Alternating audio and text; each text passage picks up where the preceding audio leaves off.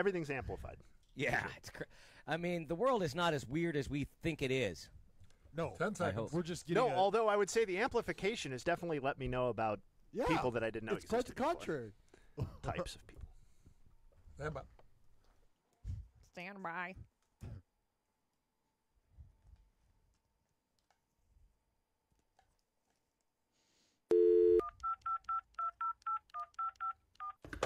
Give the LA pride. Ain't no party like a West Coast party, cause a West Coast party don't stop. 3, 2, We party on the West Coast. And boom, we're live. Before we get cooking here, Dallas, just so you know how dedicated I am to Dialed In with DB. This morning doing full squats, I got into a little bit of a dicey situation and had to roll the weights off my back. Barely escaping tragedy and injury. So I'm here in the flesh, baby, ready to throw down, locked, cocked, and ready to rock. Wow, wait. So you're clearly not doing bench squats, and you're clearly that's a deep squat, Scary. my friend. That's deeper than wow. So you rolled out. Did you? Now let me ask you. Did you roll out and then go directly to the knees and fall forward and brace yourself with your hands like I didn't get accordioned. I didn't get crunched. What happened was I was going to put it inside on top of the pegs. And I missed. And I went flush on the face of the peg and kind of bounced back. And I started to lose it, and I just let it roll right down the back. Thankfully, it didn't land on an Achilles or something. But I got to tell you, my heart is still beating pretty quickly. I mean, did it hit the were you under the squat rack, or were you under like a squat rack that has, they have bars that kind of extend beyond so that if that happens, it actually catches on a platform, so just straight to the ground. It went all the way to the deck, dude, and it went. And there wasn't a ton of weight on it. I probably about 275, but man, I could feel that thing roll down my spine, and I was like, "This is not going to end well." Were you asked to leave? Were you asked to leave Planet Fitness right after? Planet Fitness, fuck you, dude. No, I'm a 24-hour fitness guy, so I can assure you of this. Tomorrow, it's water aerobics for me with the old Asian ladies. Hey, that's what I'm doing. Bro, I have done water aerobics. I did water aerobics back when I was in the minor leagues, like 2005. Yes. I did water aerobics. Yeah, it was fun. I enjoyed it. I did it once, but it was fun. Yeah, just floating around. It was great because I think mentally, no matter what sort of workout you put yourself through, at the end of whatever workout, it's like, all right, I should be taxed. Maybe I am taxed right now. It's like, motherfucker, you were floating around in a pool with a bunch of fucking old ladies, guy. You didn't do anything. No. I have a feeling it's a ferocious workout. The only time I've come close to doing water aerobics was in Cancun at an all-inclusive. So that's always a wild scene where you got the buff dudes, the Croatian soccer coaches out there, and they're in their red little skivvies, man, and they got the visor on and the whistles and the bronze noses, and they're kind of directing things. But so we're all good. We're ready to throw down today. It's great to have Jay Hay with us. Jay Hay, I thought for sure you'd be at Irving Plaza for Pup Punk tonight, buddy. Oh, baby, it's going to pop off at Irving Plaza. Woo! Oh, we got such... Give me a scouting report on Irving Plaza, because I mean, I've heard of it. Intimate. Never been. Is it okay? Is it a tiny little indoor spot? Yeah, it is indoor. It is older. It is... it's exactly the kind of venue I think you would want to watch a band like Pup Punk perform at, because you can really get a sense for the performers and their personalities because it is so intimate. Nice. That's perfect. Well, that sounds awesome. Yeah. Go ahead, DB. No, I was going to say it's perfect. That's all I got. Yeah, for sure. And I did see a video online of Pup Punk performing Faith, not the George Michael version, but the Limp Bizkit Fred Durst version, which I saw at the 99 Woodstock. And it made me think, what would be the one song you'd want to see covered by Pup Punk? If you could pick a song to be covered, or in fact, we might even open this up to Stoolies at 833-85-STOOL. What's the greatest cover in music history? Ooh, wow. Is it? All Along the Watchtower. That's what, Dave Matthews style? Absolutely not. Yeah, I like that one. I like that. That's fine. Jimi Hendrix is the answer. Pour Some Sugar on Me? Who does the cover of that? I see what you're saying. That'd be the one you'd want to see covered. Okay. Yeah, I thought we were asking the most covered song. That's. Oh, I see. Okay. I've never heard Pour Some Sugar on Me covered. Oh, I don't know. So what is the real question here? Yeah, I have no idea. Well, it's just brainstorming right off the chute, 4 minutes in. Because Pup Punk did Faith, they didn't do the original version. They're doing a cover of the cover. What would be the number one song you'd want to see covered? Oh. And what is the most covered song that you can think of? So I guess it's just whatever, brainstorming here. I would like to see the Village People cover La Bamba. How many Village People are still alive? I think their mortality rate's at about 50%, I think. Not good. So that's not bad. Yeah, that's all I got. Yes? All right. What do you got? I don't know. Maybe like Three Little Birds covered song. by Marilyn Manson. Oh, dude, not bad. Oh. Not bad. Yeah. I'll come at you with a sneaky one, and I don't know who's with me on this one, but Gabriela Y. Rodrigo does an incredible version of a Metallica song, instrumental called Orion, but they do it with the Andean guitars playing. It's phenomenal. I know Big E's aware of Gabriela Y. Rodrigo and their version of Orion. Oh man, I tell you what. I'm trying to think of the guy's the guy's name from Audio Slave. Tom Morello? No, the lead singer. Oh, I got you. The guy from Soundgarden, yeah. who passed away. Yes. Chris Cornell. Chris Cornell. Chris Cornell.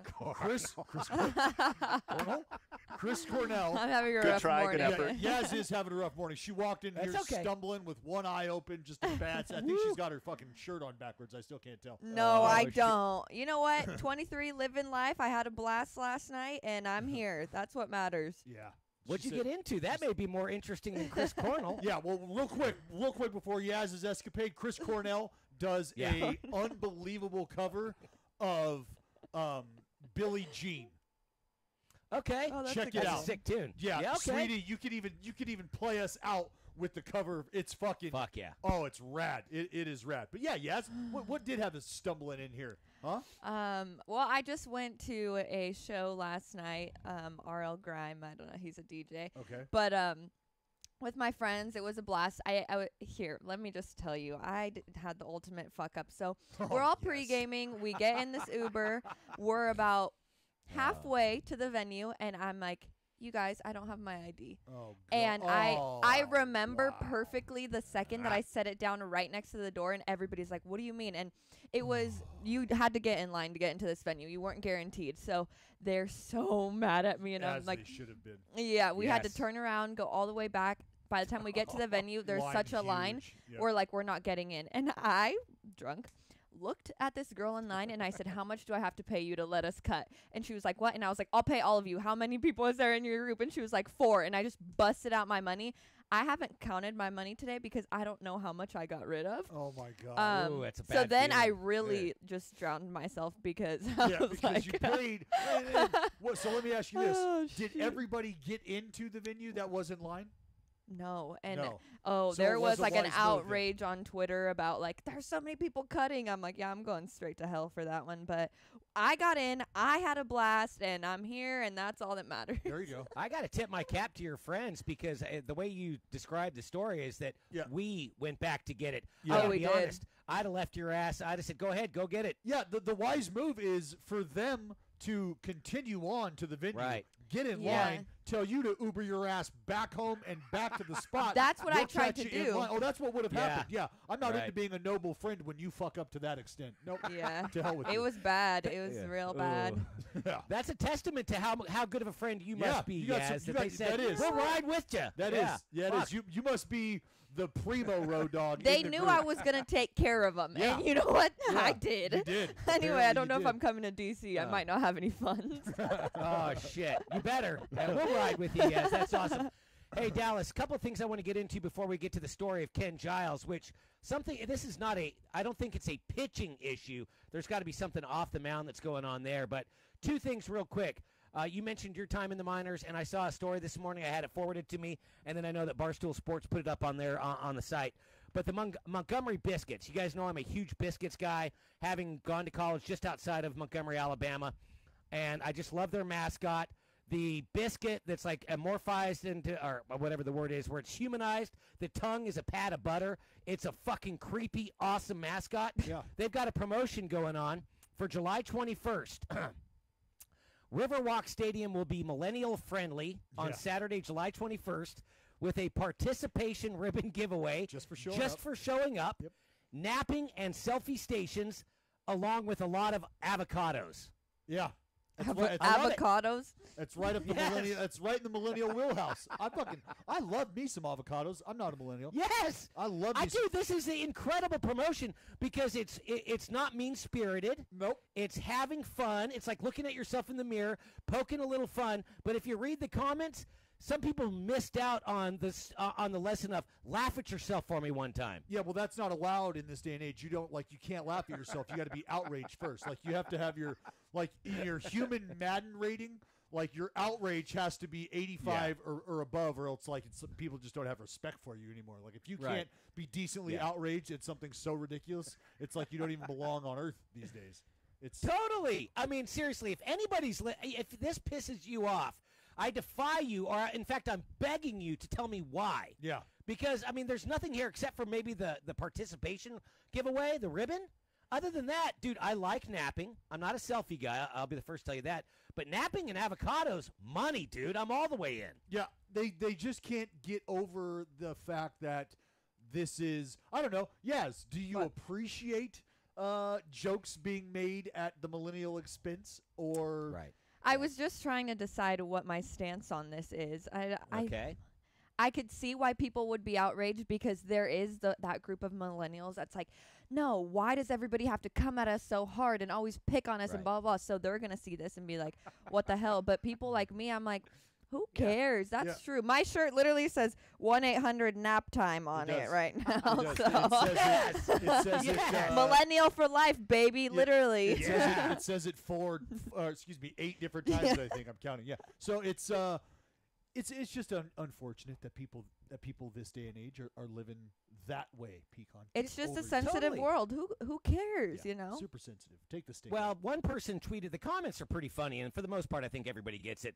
Sometimes I'll be the first to say, hey, that fan base is burning jerseys in effigy. And it's really one or two idiots, right? Right. So this is probably similar here. This parallels that. Only a few people got their panties in a wad. Bernie Brannon on Twitter says, all your players are millennials, dumbass. So, I mean, not one baseball player is going to see this promotion. Not one member of the Montgomery Biscuits, and I think is going to express anything but laughter. That'd be my guess, Dallas. Yes, absolutely. Absolutely. It's just such a non-thing. I can't believe it. Right.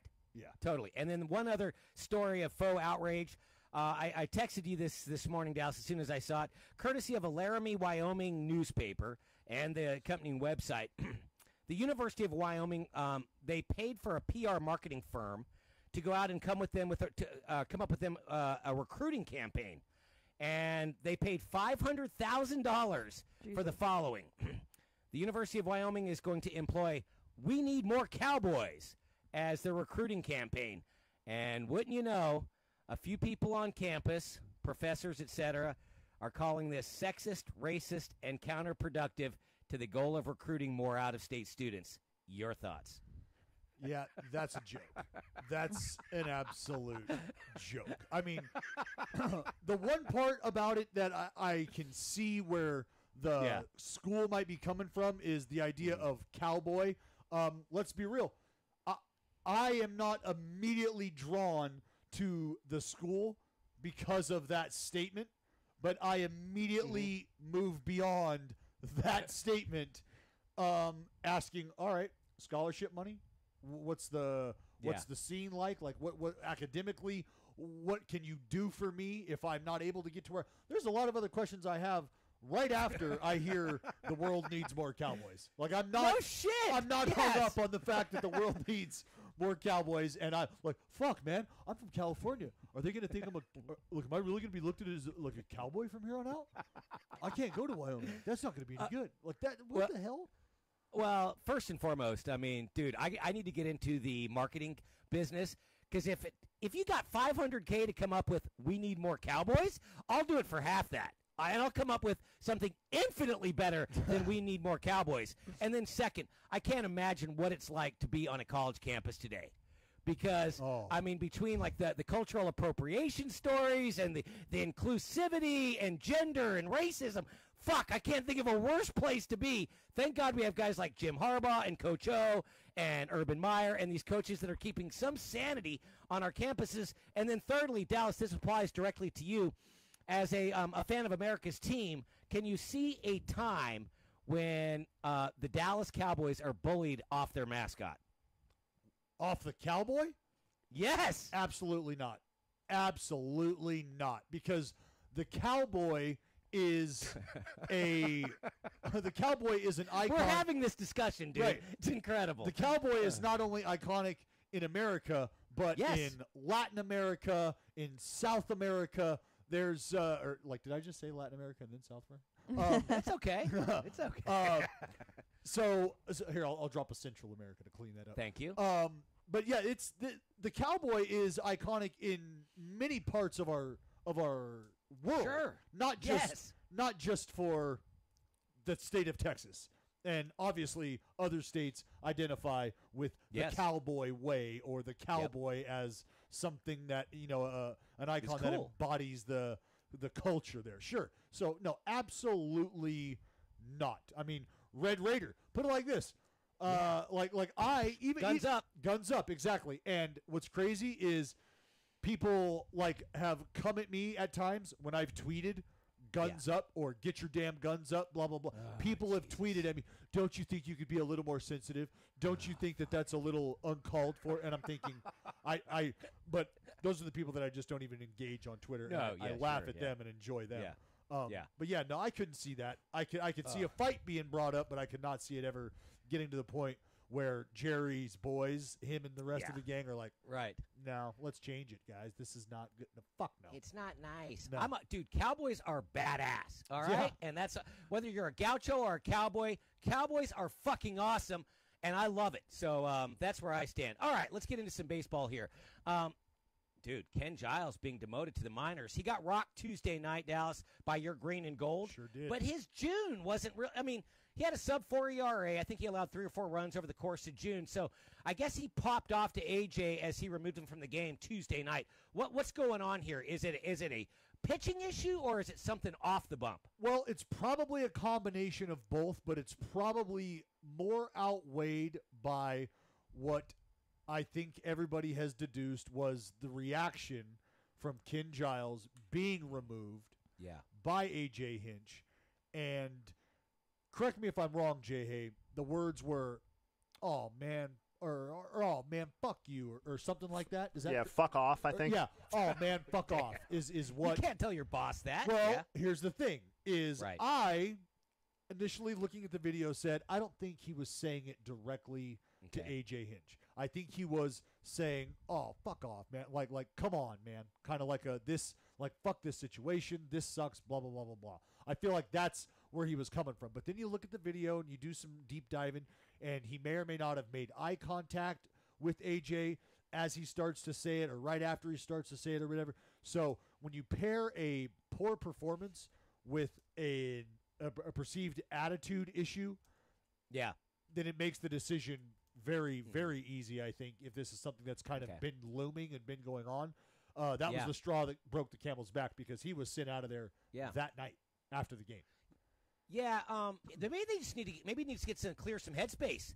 Because, look, baseball, and there are certain occupations where you can bark directly or indirectly at your superior or your supervisor. I would say baseball is one of those. But I do remember 2 years ago, I want to say, or shit, maybe it was last year, Bruce Bochy came to get Santiago Casilla, the artist formerly known as Jairo Garcia, off the mound in Arizona, and he definitely gave Boch some shit. Now, this is a highly decorated veteran. Yes. So you get more latitude when you're Santiago Casilla. But, I mean, it caused some tension. So, no Ken doubt. Giles. Now, maybe you pair this up with the All-Star break. Maybe this gives Kenny Giles a chance to kind of get his head right. Well, I mean, maybe that's what it is. But, I mean, I'm not sure where they're at in the minor leagues right now as far I think their All-Star break is right now. I think they're having their All-Star break. I'm not sure what league he would be going back to if they're in the international or the PCL. Okay. But it could be a matter of just clearing headspace for him. One thing I'll say about the Santiago Casilla thing is having been a teammate of Willie's that's a nickname he has, Willie. Having been a teammate of Santiago's, he felt horrible after the fact. he felt horrible. Apologized to Bochy. Apologized. Like they had the conversation. They had an understanding. He had been struggling, was dealing with some stuff as well. So they had their come to Jesus moment. They're talking. Everything was all good. And hopefully that's what happens here with Ken Giles, because if he's right, if he's throwing the ball well, like, this guy is a huge bonus, a huge help for that bullpen. Totally. So do they go outside of the organization, you think? Is there any chance that the Astros go and take a run at Britton or someone of that ilk? We've actually kind of thrown that around on Starting Nine Podcast. Download, subscribe. And that's been a thing that we've kind of weighed is it a Brad Hand type situation? Is it a Zach Britton type situation? Like, what are you looking at? Like, are you looking to go and take somebody from somewhere else? Like, who knows? Or does this kind of straighten Ken Giles out and get him back to where you think he can be, where you want him to be? So we'll see. Okay, very good. By the way, nice win again for the A's last night. Ooh. What are they, 18-5, dude, over the last 23? 18-5, just rolled up. Just rolled up the defending World Series champs. Yeah. Pecan. Damn. And Chris Davis has got the longest active hitting streak going, so come on, dog. 13 or 14 games, something like that. Yep. And look, let's be real, man. The Oakland A's are doing this all with basically a 2.0 starting rotation, meaning if you were to have 12 starting pitchers that you break camp with, that you see between AAA and the big leagues, well, they have used all of them already. And they frankly have you take out Daniel Mingden, other guys, they don't have, aside from Sean Manaea, Kendall Graveman's in AAA and he's hurt right now. They have, I think, 2 guys from their opening day rotation still in the rotation. That's insane to think about. Okay, so the A's finished with their 4-gamer against the Astros today. A little day baseball, awesome. I know, Dallas, you'll have an eyeball on that. And then the green and gold roll into the corner of 3rd and King, San Francisco. I'm not a huge fan of the Bay Bridge trophy thing. But other than that, I'm a massive fan of this rivalry, and I can't wait to see these two teams go at it. So that'll be kick-ass, and we'll be hanging out at the studio in San Francisco tomorrow. I'm very motivated. All right, we got Bernie Williams in about 10 minutes. That'll be awesome. He knows a thing or two about minor league baseball promotions. And on the other side, Dallas. I called the Josh Fegley in the lineup yesterday. You called the thing about the cop with the Puerto Rican T-shirt lady. Yep. You nailed it. Yep. We'll talk about that next. You're dialed in to DB on Power 85. I am the one who will dance on the floor.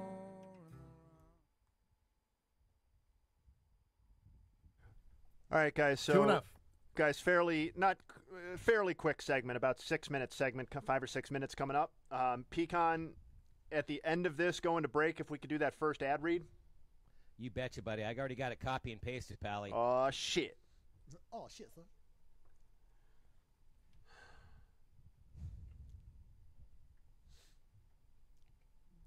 We got to ask Bernie what he thinks of Tebow.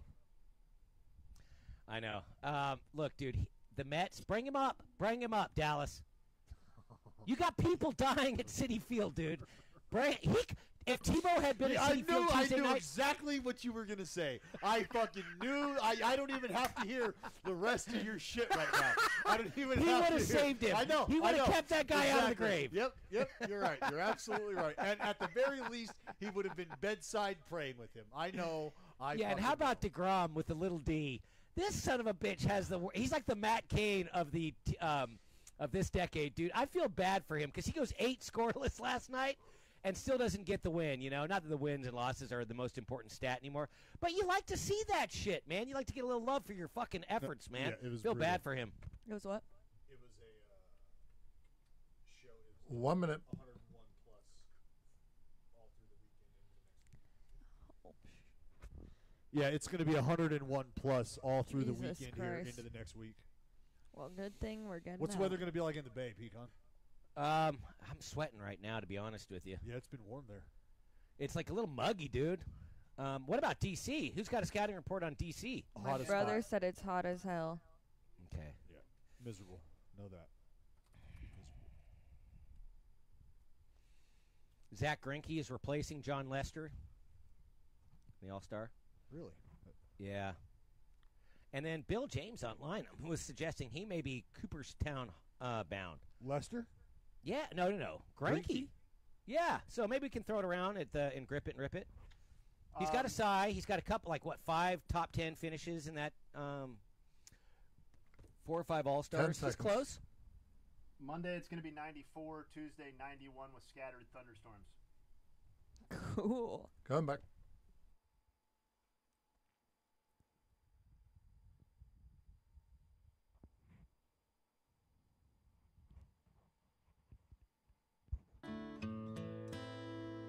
I hurt myself. Not bad, Big E. Today Little John Cash doing the old 9 Inch Nails cover. Hurt, right? That's not bad. Not bad. Okay, Dallas, you called this a mile away. I mean, everybody was fixated on the dude harassing the woman in the Chicago park wearing the Puerto Rico T-shirt, had the Puerto Rican flag or whatever. So, but your attention was focused on the cop that really kind of fucking he didn't nail his responsibility. So, there have been some consequences for this law enforcement officer. He gone. Bye-bye. See you later. See ya. Guy, protect and serve. Yeah. Protect and serve. That's all. That's all. That's just the instant thing I go to. Protect and serve.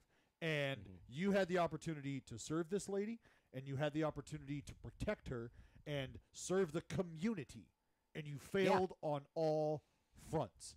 And look, man, I think of you know how much respect and love both of you and I share for the blue line, for the camo, our away colors. I've got nothing but love and respect for the men and women who strap it on the daily and do the world's dirty work, do the country's dirty work, all right? Because that's work that heroes sign up to do. I don't give a shit who you are. I don't care what your thought process is on these people. These are heroes. The people who run towards the sound of danger, that ain't you, is it? And it ain't me. It's not, because we would be there if that's so. These people have a duty.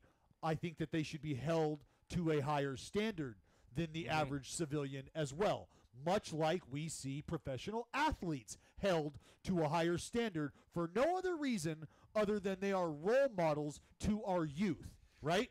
That's why they are held to a higher standard, because little boys and girls look up to you, so we would appreciate it if you behaved a certain way, a more acceptable way than Joe the plumber and Tammy the teacher when they go and cut loose in Vegas and are out getting fucking public intoxication tickets and shit. That's okay for them. We can kind of look the other way on that. But you guys, you can't do that, because little boys and little girls want to grow up to be Olympic heroes and want to grow up to be astronauts and whatever. And so if you're those people in those roles, you're just held to a higher standard. So I like to see law enforcement held to a higher standard, because frankly, these are people that live up to those standards more times than not. And it's unfortunate that the entire group catches a bad rap, just like any scenario, for a few of the bad apples. And this guy, while he's not beating the shit out of somebody who's innocent, which thanks, we appreciate that, but he's not doing his job. You're just not doing poor judgment. He showed incredibly poor judgment. He gave every opportunity for that man to ultimately, and I know this is getting way out there, but let's say he gets extremely volatile in a matter of 5 seconds. That cop did not have the opportunity to protect that woman when that scenario should have never even gotten to that point whatsoever. So give him 5 seconds, and that lady's life could be a whole lot different if he would have not done his job and something would have happened. Totally. So he didn't do his job, and thank God everything worked out as far as safety was concerned. I couldn't agree more. I mean, seriously, certain occupations and professions require split-second timing and judgment. This guy, by the way, you know what his name was? Yeah, I sure do. Oh, he's the Connor. world's worst nut. Patrick Connor. Oh, fucking Pecan 2.0. Oh, the world's worst nut. He spells his last name with an ER. I go OR. Yep. But yeah, man, bro, he showed poor judgment. Can't you? It's dude, tough. It's bad judgment in that line of work. Can get people fucking killed. Well, that's why I say held to a higher standard, because it's not like he doesn't deserve to work. He doesn't deserve. No, that's not. He doesn't deserve to go to jail. He doesn't deserve any of that. He should clearly not be in a line of work that calls him to protect and serve. Bingo. Okay, we got Bernie Williams in just a couple of minutes. It'll be fun to check in with the Yankee legend, so we'll do that. When you live in the country or in a small town, you know a few things that city types just don't. Things like which back roads flood, the best fishing spots, the owner of the hardware store, and the country's best 3A quarterback. You also know the way things ought to be done. Dish was built to serve small-town America, damn it. And because of that, they share your small-town approach. They talk straight, deal fair, and most of all, listen to you. Dish knows that when you're out past the last cable line, you make even stronger connections. And so they strive to present real choices and provide real service, the kind you just don't expect, but you deserve. In small towns, you take care of each other. So let Dish take care of you with the latest technology, professional installation, better programming, and first-rate service from the retailer that lives in and supports your community. Dish listens. That's how they stay tuned in to you. Bernie Williams next. You're dialed in on Power 85.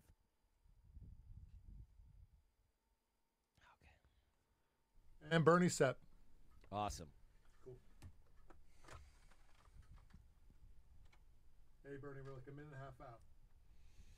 Cool. So we got the world record bubble blowing thing going on last night. Yeah, that's awesome. Yeah.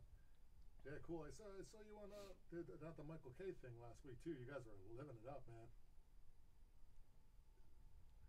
Yeah, good stuff. All right, I'll pop you up. Be on with Dallas Burton and Patrick Connor. Thank you. Okay.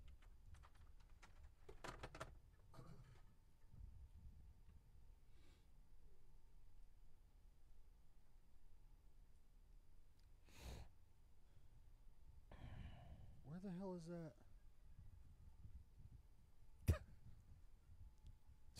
See? Just did it. I just did it.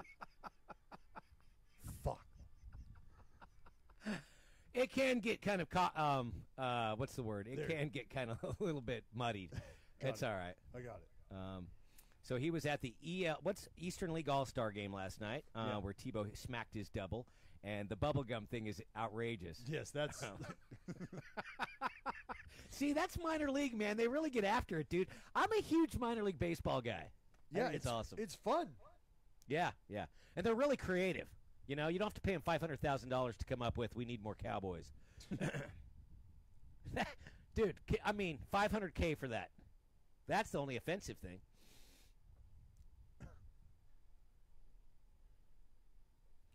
$30.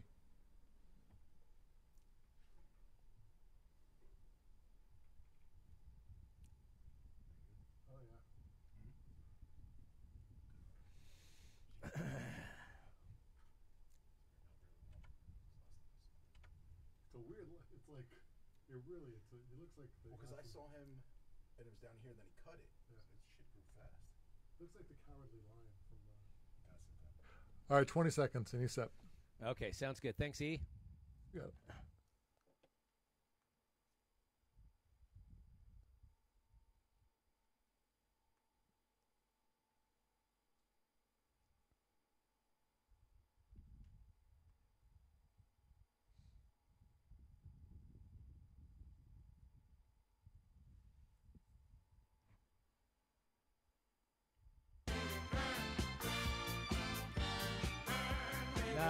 Nice. It's our honor to welcome back Bernie Williams here to the Dialed In with DB show here on Power 85. Bernie, we were talking about minor league promotions, and you were a part of a hell of a one last night. Bernie, how you doing, man? I'm doing great. Thank you so much for having me. No doubt, Bernie. Yeah. Thanks for coming back again. Hey, man, obviously we are big fans of minor league baseball, big fans of baseball in general, but let's get into this minor league promotion, this attempt, this go for the world record, the most bubbles being blown simultaneously. Is that what I gather? Is that correct? That is correct. That was yesterday at the Eastern League All-Star game at the Trenton Thunder Stadium. And we were doing all of that as a promotion, just trying to raise awareness for the Breathless campaign that I'm spearheading with Boehringer Ingelheim to educate and empower people, that may have idiopathic pulmonary fibrosis or IPF, which is the disease that took my dad's life away about 2001. The people that may have that disease, just to get an early diagnosis and the treatment and also offer hope to patients and families that are affected by this devastating disease. Now, obviously, unfortunately, you mentioned it. You lost your father to this terrible disease. This is why, and I'm sure the many other reasons you've come across individuals throughout your career and your life who need this attention paid. They need this awareness raised. Just Bernie, again, touch on the impact that this disease had on your life, obviously having lost your father, but what are some warning signs, if you can go back and kind of remember, or that just might put some folks on the awareness list, hey, look for this, if you can tap into that? Yeah, that's one of the most important things to be aware of. There's a lot of the symptoms are sometimes kind of tied into other respiratory illnesses, things like having a persistent dry cough and chest discomfort, going into things that you may take for granted, like, walking up a flight of stairs and feeling unusually fatigued. These symptoms, going on for a long time and just treating them, with different things and not getting any progress. You should definitely go to your doctor so they can refer you to a lung specialist, and they can make the determination of whether or not you have IPF. It's a devastating disease, man. It's about 3 to 5 years on average. Once you get diagnosed, it's a terminal disease. Like I said before, my dad died from it in 2001, and it was really, really hard to see him go that way. He was our Superman. Sure. With him, I learned how to play baseball and how to play music with my guitar, and he was definitely a great and positive influence in how I became a successful person in my life. And just to pay tribute to his memory, we have this campaign, like I said before, called Breathless. We do have a website called breathlessipf.com to basically educate people as far as knowing more about the disease. You get a chance to talk to patients and doctors and caretakers about the disease and get more information about it. Yeah, Bernie was in the you played the national anthem last night at the Eastern League All-Star game, huh? Yes, we did. The national anthem. Yeah. I got a chance to see a little bit of Tim Tebow play in the AA All-Star game. He did fairly well. I think he had a double, opposite field double, and it was kind of cool to see him, make his mark on this sport. And we went into right after the game, went into that record, and that was pretty cool to be associated with the Guinness World Records book. Yeah. It's always a cool thing. Yeah, for sure. And I got to ask you about Tebow. I'm a huge Tebow fan. I'm an SEC guy, so I watched him dominate down there at Florida, and I've been begging for him to get a shot at the big leagues, and I know that baseball alums and purists don't want to see it, but what do you think the chances are of this guy coming up to the big league club in the Queens? I mean, what do the Mets have to lose by bringing Tebow up, Bernie?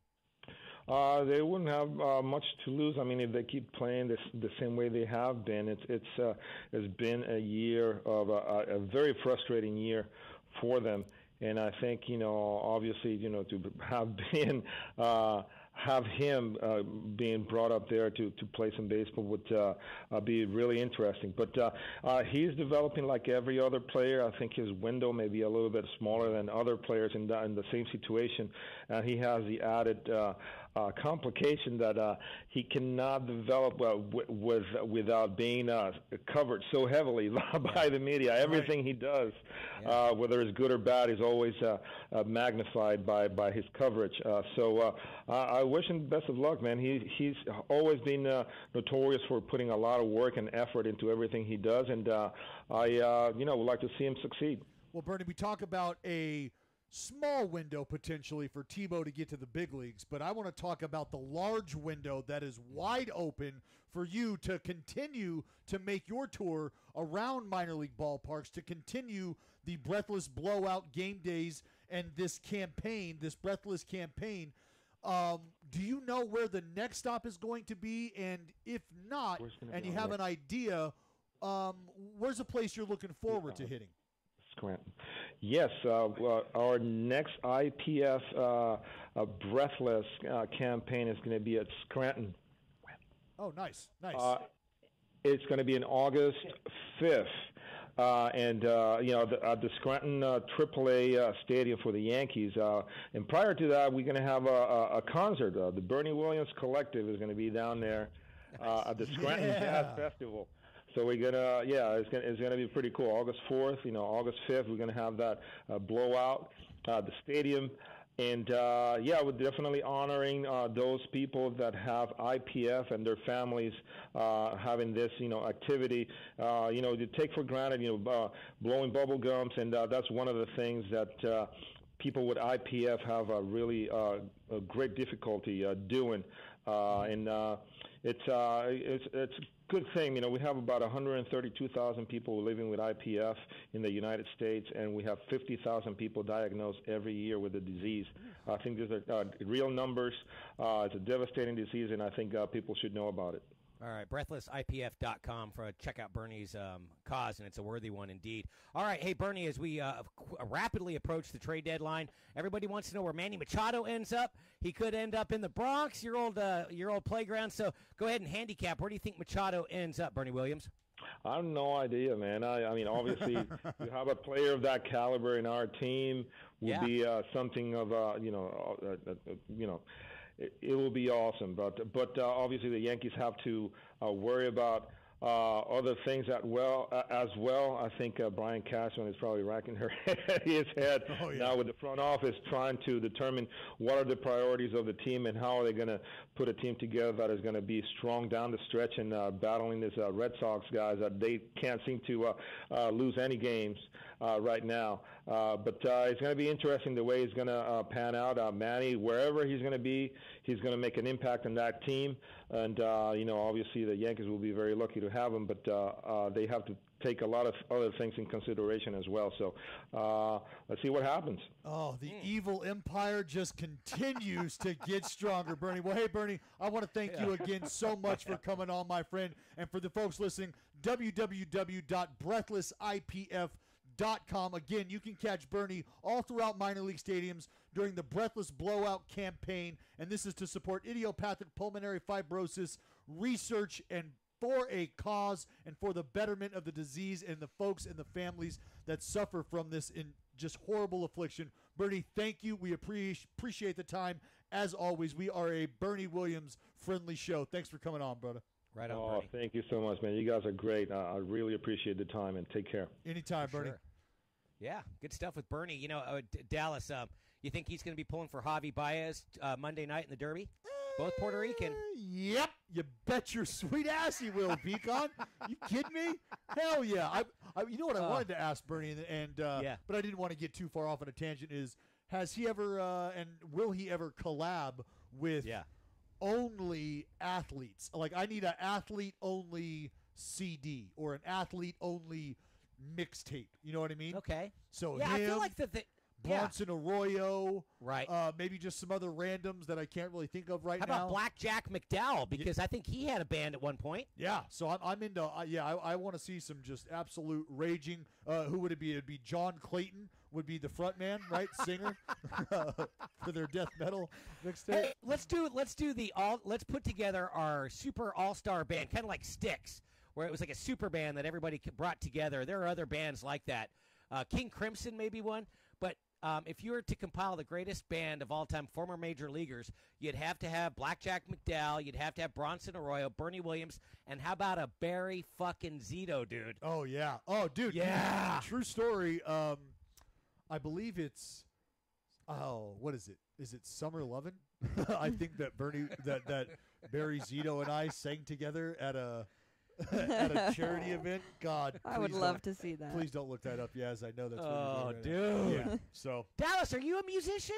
I could see you playing some congas. That would be the instrument I could see you playing. No, I could get. I'm a big like tantric throat singer. You know, like the Mongolian throat. Look it up. It's real. It's real. I got that in the bag, but just for a little bit. Okay. By the way. Oh. Oh no.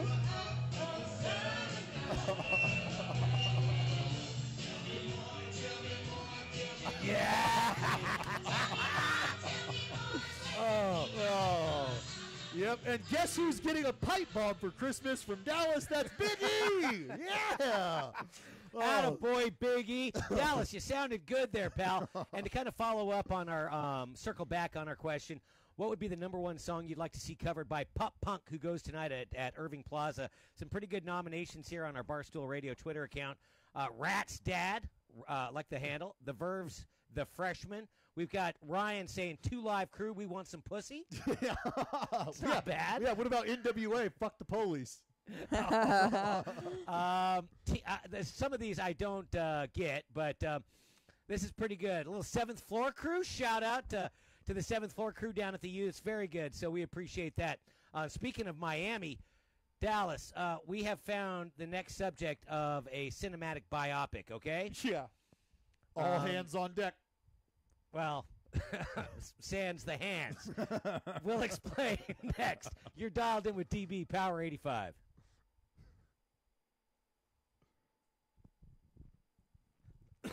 All right, 2.5. Nice work, Big E. Brilliant, Big E. That was Brilliant. so funny. All right, I'll be right back. I'll give it a diet. Oh, I got a coffee today. See, that's how you know I'm not there. Is you haven't drank it? Just my $6 melting away. Yep. This is funny. Look at this. Hold on. Echo. I just checked my bank because there was 4 people that we cut, and I just had cash, and the security guard walked up and was like, "You're cutting?" And I was like, "No, we're not. We know them. We know them." And I'm like, "Come on, play along." So I gave them cash, and then there was one girl left that was like, "Well, what about me?" But like just being the biggest brat, and I was like, "I'll send you money, whatever." I was like, put your name in my phone. She put her name in my phone as Alondra, girl who let me cut. That's awesome. And was she texting you now? Yo, just Venmo me whenever. No, I did it last night while we were in line because the security guard was like, "I know you guys don't know each other," and I was like, "Yes, we do. Yes, All right, we do." here we go. So my Bank of America says, Zelle transfer, Alondra, girl who let me cut. That's awesome. Oh, that's great. Oh, what a life. 1 minute.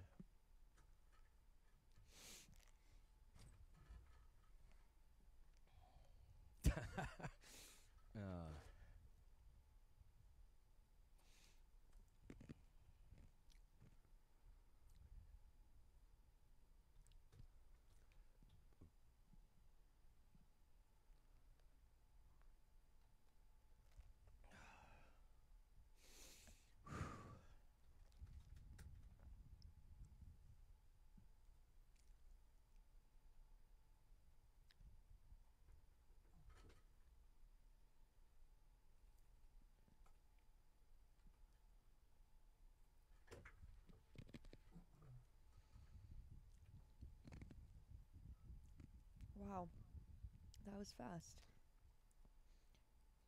Oh, look at that. What the hell is this? My nephew just sent me a picture of him in his uni. I'm rocking your number, Uncle Dal. Oh, cool. How old's your 10, nephew? coming back. 14. Nice. Nice.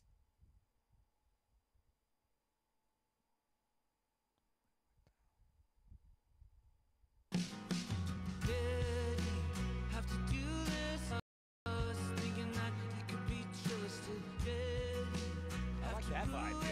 That's got a nice vibe to it. Big E, inform, educate. Ryan Adams doing Taylor Swift's Bad Blood. Look, dude, you guys know I have a thing for the singer-songwriter. It's not the most kind of macho style genre. Huge Ryan Adams fan, and I didn't even know that. So thank you, Big E. All right, Bernie Williams, cool dude, man, super cool dude. I thought we had lost him there for a minute, Dallas, when he was talking. You know, it sounded like he was talking off mic about Scranton or something. So I'm glad we kept him on the line, dude. Yeah, Big fan. Yeah, he's just trying to make sure that he's got all the information that he needs. That he doesn't. This guy is a busy man. He's a busy man. Yeah, he is. He's a busy dude. He's making sure he's got his ducks in a row. No harm, no foul. Before we get to the artist down in Miami, Guinness Book of World Records. Obviously, we support Irish lager or Irish beer, Irish anything. They have some of the goofiest, no need, whatever records out there. Yep. Incredible. If you've ever gone through the Guinness Book of World Records, like It's incredible that that's an actual industry. Yeah, you can make up any record. You can do it. You just got to get somebody. You just got to bring them out. That's all you got to do. That's all you have to do. Yeah. You just got to fly the guy out from Ireland. That's it. So, we should come up with one. Yeah, get we us should. involved. We should. We absolutely should. I agree with that. We got. Yeah, let's ask. Let's ask because this is Stoolies. Yo, this could be our record. All right, this could be our record. Yeah. We're going to put the fucking stool in the Guinness Book of World Records. Let's go. What's going to be our record? That's what we need. 833-85-STOOL. Pound the lines. Let's roll. What record are we setting? It could be the least amount of hair follicles on the head of a guy named Dallas who does a radio show for Sirius 11 to 1 weekdays. That could be a record. That's the only thing I've got so far right now off the top of my head. What about the most consecutive people to run around the bases backwards? Oh, wow. I don't. Because you'll do that at a softball game, Dallas. Yeah. You'll run backwards. Yeah, but you got to understand my team. Without bashing them and explaining that they're all subpar athletes on their best day, and realistically, I'm just dragging dead fucking weight out there all weekend long. Without saying that, without getting real personal about those lazy pieces, I'll say that I just don't. They have quite the athletic ability to do that. Yeah. And insurance rates are high these days, and I just hate to see somebody. I'd hate to see it. I tell you this much: it's called locked guarantee that if I'm running from first to home backwards, at some point, I'm catching a little dirt. I'm going Joe Dirt on your ass, dude. I'm falling down. 833-85-STOOL. Let's come up with a Guinness Book of World Record. What should it be? 833-85-STOOL. Okay, I saw this story this morning, Dallas, straight out of South Beach, Miami. And I got to admit, I was mesmerized. You just My man, John through the Crenshaw. newspaper? Just thumbing through the newspaper, were you? Digital version. I don't get the Miami Herald sent to my house. Okay. I do get the Sunday Chronicle, though. I love the Sunday paper. You guys know I'm a newspaper guy. I'm old-fashioned like that. John Crenshaw, he's a homeless artist. He's doing it for the art, not the commerce. He stabbed a tourist. All right, wouldn't be the first homeless guy to put a shank in somebody. What makes this story unique is that he has no arms.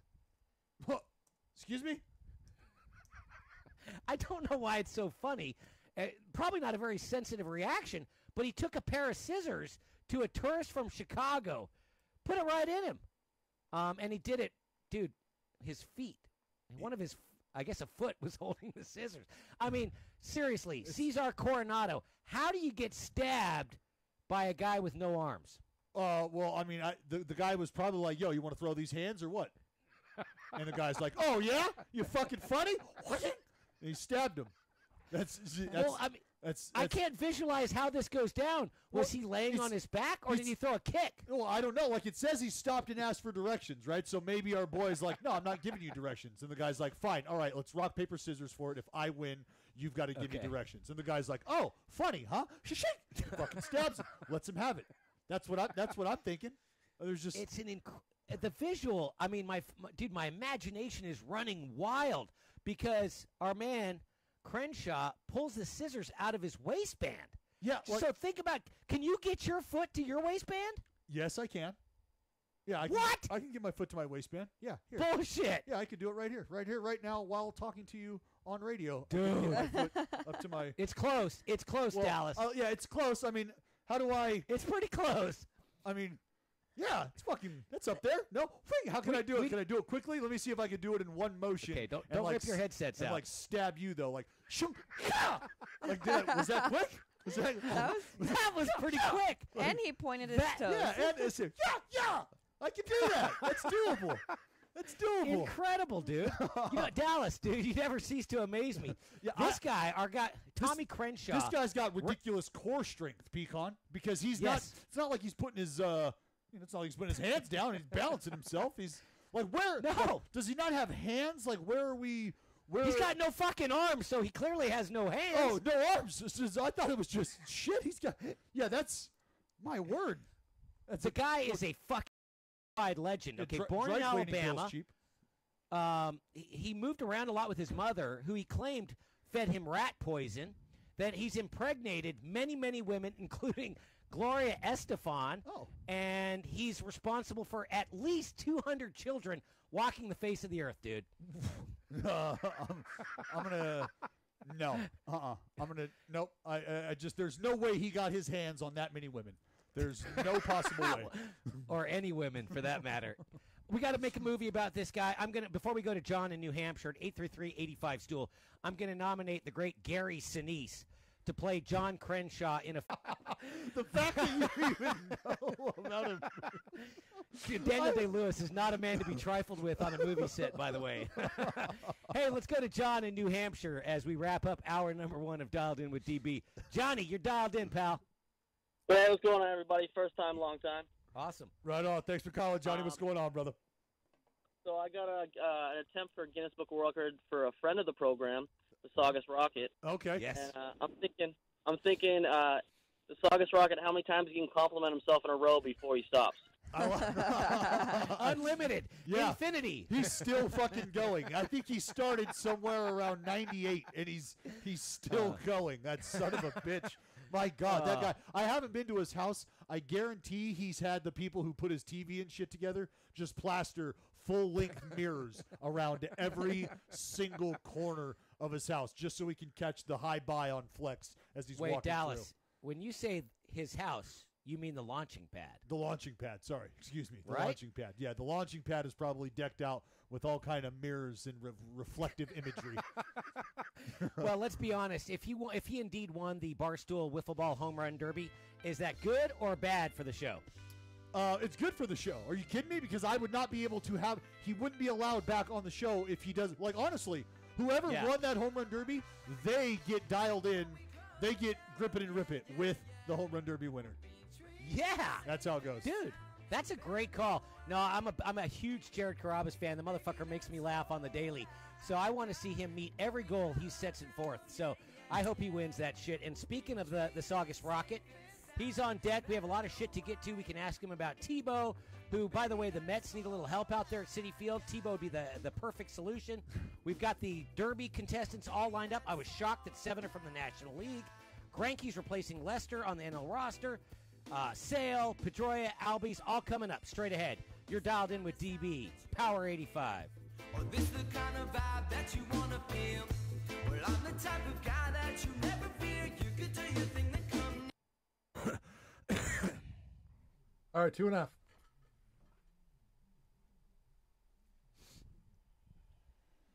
If you want, Pecan, I could bump back with that out of Grip and Rip It for Jared. I'm sorry? If you want back, I pulled that little thing. I could bump back with that for Jared. What little thing? The caller saying the Guinness Book of World Record. Yeah, do the normal open and then. Then I'll roll that out after. Yeah, like I did with the highlight for Pavel Sandoval. Yeah. Yeah, the Saugus Rocket. Hey, so Eric, you got us. This is New York. Yep. Yeah, we got you. I hear you, New York. Cool. What up? What's up, guys? Jared. Now is just sitting down. Cool. Pecan, if we're gonna do it that way, we should probably do the Grip It and Rip It read. Okay. Like where no do you problem. want to fit that in if we're going to go right to sound off? You could do sure, okay. Then do it this way. Big E. You can tag it at the end. Okay. No. Big E, I'm going to say, hit the sound after I say dish.com. Got it. Okay. Good talk. Look at us. Good. Look at it. It's just How about that? synergistic right now. Yeah. Good Fucking job, impressive. everybody. We're hitting our stride as we head to our nation's capital. I love it. That's right. So it's All-Star break. We're rounding into form. By the way, the Yankees, did you see the Bob Nightingale thing yesterday that the Yankees may take a run at Samardzija? Well, yeah. That's the Giants called the Yankees and were like, hey, Samardzija's available. Hey, we have a guy with a 6 ERA that you can have. And Cashman's like, cool. Yeah, okay. Right on. Pretty sure if I come calling for anybody on your team, they're available. So thanks. Yeah. Didn't need that, though. Samardzija, when he got signed to that 90-plus deal, I was like, holy shit, you man. kidding me, dude? Oh. That right there, for a moment in time, I was like, all right, fuck it. This is what needs to happen. I need to raise my child and have him play football and get to college so that he can get that money and go play baseball and fuck it. Yeah, there's no way if he hadn't have played football that he would – nobody would know who he was. No chance. Yeah. And we got Jared, right? Yeah. All right, 10. All right, here we go. Sit down, Stassi. Oh, sweet.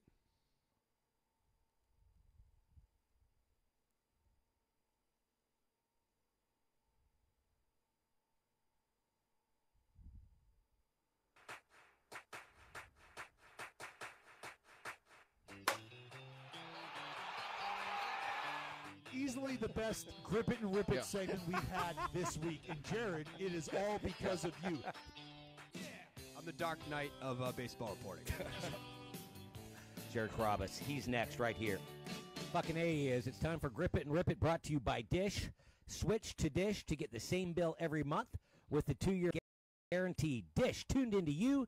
To learn more and sign up today, call 1-844-CALL-DISH or go to dish.com. Hey, what's going on, everybody? First time, long time. Awesome. Right on. Thanks for calling, Johnny. What's going on, brother? So I got an attempt for Guinness Book of World Record for a friend of the program, the Saugus Rocket. Okay. I'm thinking, the Saugus Rocket, how many times he can compliment himself in a row before he stops? Unlimited. Infinity. Yeah. He's still fucking going. I think he started somewhere around 98, and he's still going. That's Jared Carabas, so dude. Come on, can baby. I answer that question? It's not complimenting myself when I'm just stating facts. Compliments are usually opinions, like, you look nice today. Yeah. I like spending time with you. The Saugus Rocket just talks in fact. That's not a compliment. That's just stating something that actually took place in the history of this world. So therefore, I would say there are 0 compliments that the Saugus Rocket has given to himself. See, Johnny? Other Still than his going. swing looks like Manny Ramirez. Still going. Still fucking going. The Energizer That's a Bunny compliment, and the Saugus Rocket. That's. But it's also a fact. Can I make From a the suggestion, too, by the way? Can I make a Yes. suggestion? Please. The second half of the season, I would like to change the intro music to Rocket Man by Elton John. How about by William Hung? Let's get the Hung version. Yeah, I mean, whatever works, you know. We'll Just trying to set the workshop that. tone. Maybe we'll have the grounds crew come up with your the Rockets entrance music for the second half. Yeah. That's I'd a like that, phenomenal yeah. idea. Yeah. That's a phenomenal idea. All right, let's jump into a couple of stories around baseball, starting with, I got to be honest, I was a little shocked to see that they didn't split the home run derby participants in half, 4 from each league. You got 7 from the National League. Who do you like? Who do you dislike? Are you bummed on any of the participants? What are your thoughts, Jared? So I mean, I don't really like. I'm with you. I don't like the idea of having one American League representative. But I think Jesus Aguilar getting added was pretty cool. Obviously, he also made the All-Star team through the final vote. But yeah, I mean, I do get disappointed when the best of the best home run hitters don't want to participate, and you have the guys that don't want to mess up their swings and whatever. But yeah, it's an okay crop. There's no one that I'm like, oh shit, I can't wait to see that guy. Besides maybe Bryce Harper. Yeah, this is what you were gonna get when Judge told you thanks for coming out. When Stanton told you to beat it, right? Is that why can't we not get these guys? That's the bigger question that I think will go unanswered till the end of time. But is this a home run derby when you've got one guy from the AL? Because wouldn't you like to see it evenly split? Like your 4 most prolific, our 4 most prolific, and let's have at it. Instead, it's just it's a very one-sided race here. Like that's the idea. Is you're supposed to be putting both leagues on display throughout the entirety of the All-Star weekend and its pageantry. But that is just not what's happening here. I'm I'll be honest. I'm down on this year's home run derby just because of that. Because there aren't other guys who should be doing the home run derby. For me, Bryce Harper has a chance to save it by being the hometown guy, and obviously because he can drop absolute dick. So I'm into it. But I just what's the biggest hometown home run derby performance of all time? It's a Todd Frazier and did like a big one. I can't remember. I think Ryan Sandberg won his derby at Wrigley. but I don't really remember it. Yeah. Yeah. No, I remember. I mean, let's be real. The biggest, I feel like the best performance in a home run derby was Josh Hamilton. Yeah, what about Mark McGwire at Fenway? That was pretty good. But I would say Josh Hamilton is numero uno. Yeah. And he lost. Wow. Yeah. Josh Hamilton's forget that. performance was insane. But with this new format, I like it. I love this format. We've got an opportunity to, I think, eventually see, some drama. Like, oh my God, like, because 3, 2, 1 clock, you beat the buzzer. There's just all kind of crazy stuff I think that can happen. But I love Freddie Freeman and his take on the Derby going against Bryce Harper, and he says it should be fun. I'm hoping the fans are excited for him, and he gets nervous and gets a 0. That's outstanding. Hey, Carl Ravitch and Buster Olney both made their selections on who they picked to win. They went with the number 6 seed, Javier Baez. So, I mean, the there's guy kind of that like Dallas doesn't even want in it. Yep. No, Baez is not going to win this. Baez will not win this. Bum. Not happening. You know what?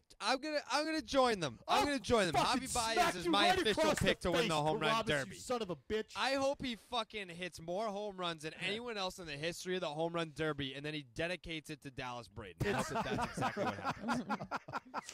Not gonna happen. It's not gonna. Look, I'll be honest. I was out there in San Francisco over the weekend watching the games. I called the game, the Giants-Cubs game. I called that game, or one of those games during that series, and I watched Javi take BP, and he jumped ship 3 or 4 times in a round to dead center. I just don't. I'm telling you right now. I don't even have to say anymore. We're gonna watch it play out, and he's not gonna win, and that's all. That's all there is to it. Well, what are the qualities and skills it takes to be a home run derby champion? I mean, obviously you got to be strong, but you also have to have a lot of endurance because, I mean, that shit looks taxing, dude. Well, so here's the thing. There's 1 or 2 ways to go about this.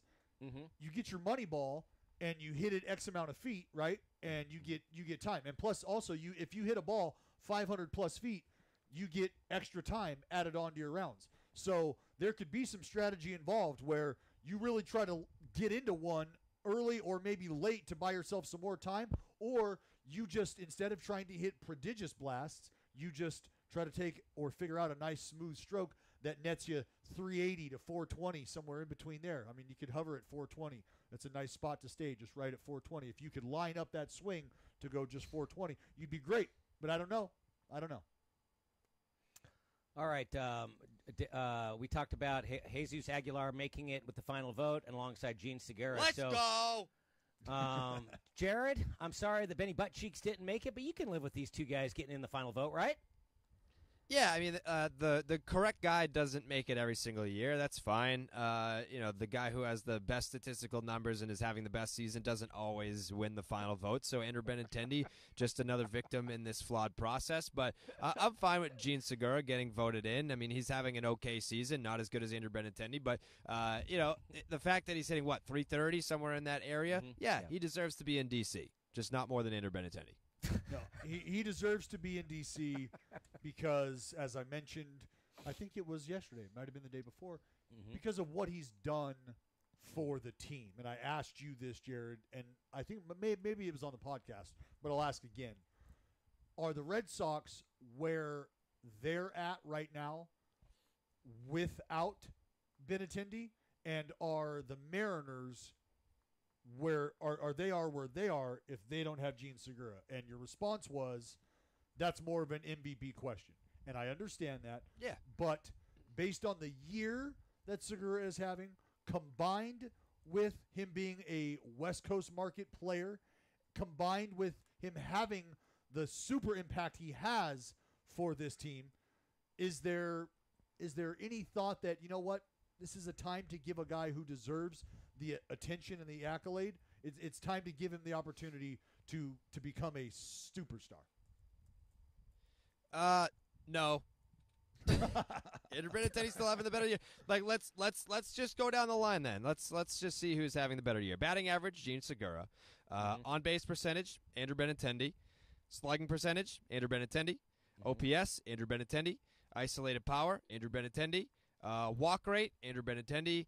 What else? Home run percentage, Andrew Benintendi. Runs per game, Andrew Benintendi. Let's see. let's go to some counting stats. I bet you Andrew Benintendi might have a slight edge there as well, which would be not surprising because he's the better player. Doubles, they're even. Triples, Andrew Benintendi. Home runs, Andrew Benintendi. Runs, Andrew Benintendi. RBIs, Andrew Benintendi. Walks, Andrew Benintendi. If you want to say that, total bases, Andrew Benintendi. Extra base hits, Andrew Benintendi. Stolen bases, Andrew Benintendi. But yeah, Gene Segura, great call. Woo! Yeah, you got it. You nailed it. Good job, voters. You crushed it. Get out there and vote for Gene Segura. Way better than Andrew Benintendi, you fucking idiots. So maybe this speaks to Andrew Benintendi and his relationship with the fan base. I mean, like both male and female would willingly suck his penis at will in any point in Boston. So what's affecting his inability to get the votes? I think that there is the national baseball fans who don't have a dog in the fight, who don't like the Red Sox or the Yankees, so they kind of vote against them than for somebody. Oh man, so this is more of a slight job than it is him just not being deserving. Yeah, I mean, like, what other explanation is there? Andrew Benintendi is clearly the best player out of that crop. So, Yep. Well, we just went down the line. I mean, I think the only thing he's beating him in is batting average. That's about it. 329 for Gene, who, by the way, is going to join Nelson Cruz and my guy Mitch Haniger, and then Edwin Diaz, bringing 4 Mariners to the All-Star game, 23 games over 500. I know you guys hear from a lot of Mariner fans. They're a little, having a hard time with their identity or getting confident in this club. That's what, dude, 4 representatives in the All-Star game, pretty good. Yeah, it's well done. Well deserved. Mitch Haniger, well deserved. Edwin Diaz, very well deserved. These guys are deserving of their nods. So yeah. I like to see guys that are deserving actually get acknowledged. No doubt about it. Like Andrew Benintendi. Yep. I sounded like you were offering an invitation earlier, Jared, to Benny Buttcheeks. No? Yeah, I mean, if it got into the All-Star game, yeah, sure, why not? See, it starts with my left pinky toe, and then look where it goes. He took that toe and ran with it. That's incredible. Zach Greinke's replacing Lester on the NL All-Star roster, and I think I saw Bill James online this morning or someone tweeting that Greinke, he's working his way towards Cooperstown. Is that an outrageous take? He's won a Cy. He's got 4 or 5 top 5 finishes, or top 10 in the Cy. 1, 2, 3, 4, 5 All-Stars. What do you think about Greinke and his Hall of Fame resume, Dallas? I don't know. I don't know. I mean, what is just strength? The career. What's his like? Let's start career ERA 3.5. All right. Wins, losses. He'll get to 200 wins. Yep. So that's not going to be a thing. Career strikeout rate, strikeouts per 9, probably somewhere between the 8 and 9 range.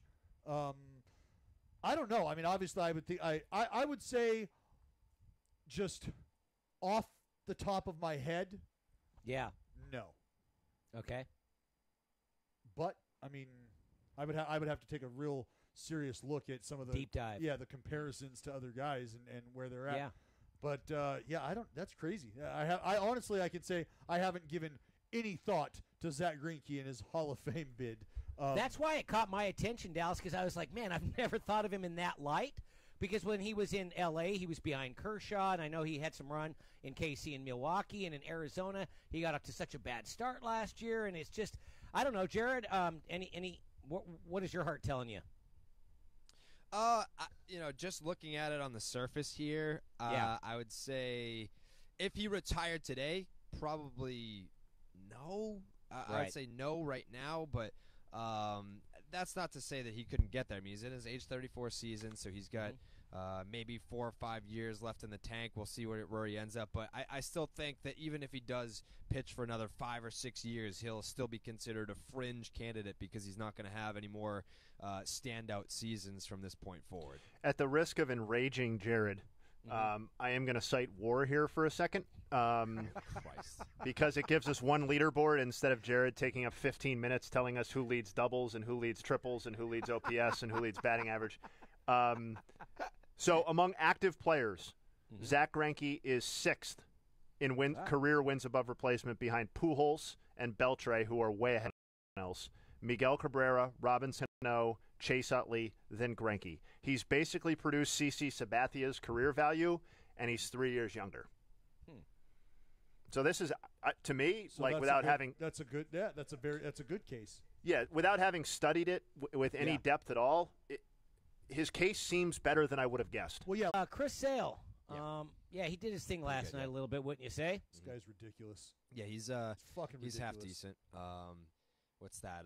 5 consecutive starts of at least 11 strikeouts and 1 or fewer walks. I think over his last 7 starts, he has a 0.94 ERA. Pretty much the best pitcher on planet Earth. And for Jay Hay, he has the highest WAR among American League pitchers. He also leads all of Major League Baseball in strikeouts. But yeah, no, Luis Severino, definitely the Cy Young, Kluber, all those other guys for sure. Yeah, just throw the awards at them. Chris Sale is not deserving. Hey, this is, I mean, Jared, let me take a page out of the Rockets book here. If the season were to end today. Today. No, that's a Hubs thing. No, I'm not if the season ends today, guys. That's a Hubs thing. If the season were to end today, Hubs literally to me, he's like, well, this was like a month ago when they were tied in the loss column. Well, if they both win out, then the Yankees control their destiny. Like, they fucking play each other, you jackass. They have fucking 100 games. Anyways, continue. Can Sale sustain? Can Sale sustain, or does the wind leave the sail of Sale? That's the question. It's because he's sort of petered out towards the end. So there's no doubt the tear he's on right now puts him and vaults him right up there at the top. But can he go Verlander?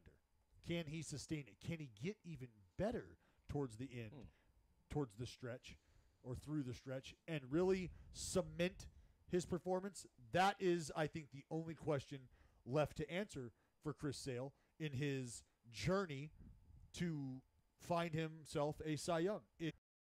Am I going to be able to keep up this performance, not only because I'd like to do it heading into and through the postseason, but because that seems to be where I falter and stumble, and that has been what has affected his ability to win that trophy and take it home. Because we talk about his bid for the Hall of Fame and the fact that he does not have that coveted piece of hardware in his trophy case, and that being what separates him from some of these other guys that we already sort of put in the Hall of Fame, like a Verlander. So does he hold on, Jared? That's the question.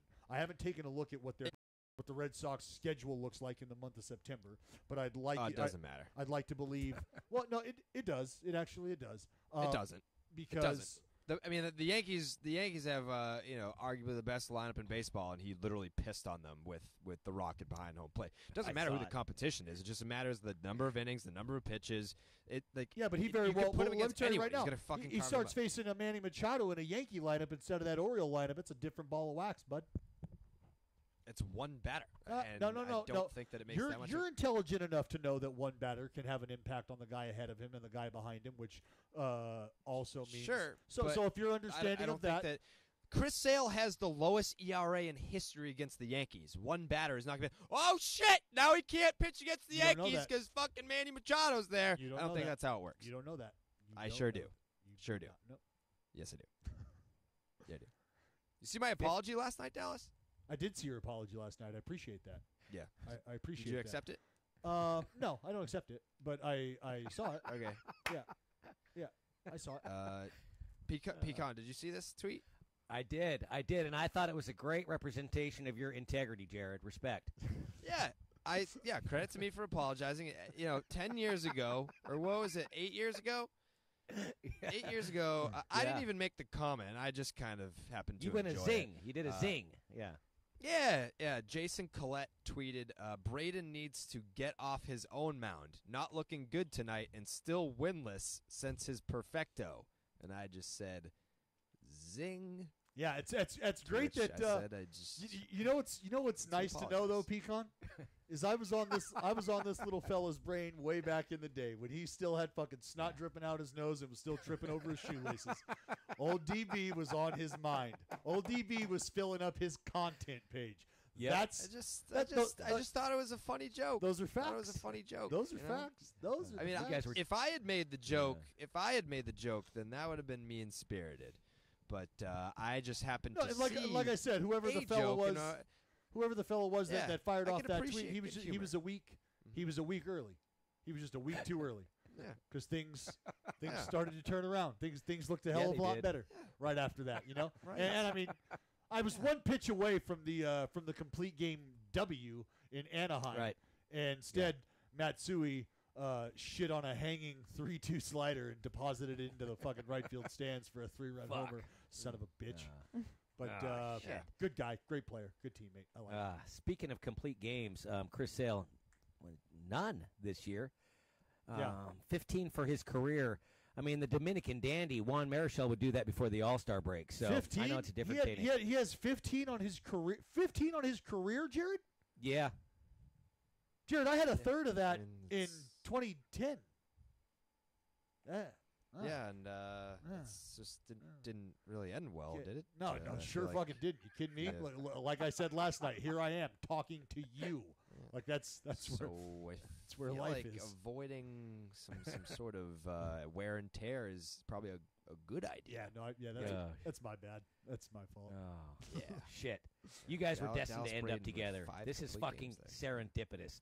Matter of fact, let's go to Eric in North Carolina who wants to ask Jared and DB about the legendary Chris Sale. Eric, you're dialed in, buddy. Hey, what's going on, guys? I've actually talked to both of y'all before. I'm a huge Red Sox fan down in North Carolina. Surprise. Mm-hmm. Oh, yeah. But, hey, DB, I was going to tell you, you were talking about how Sale will fade.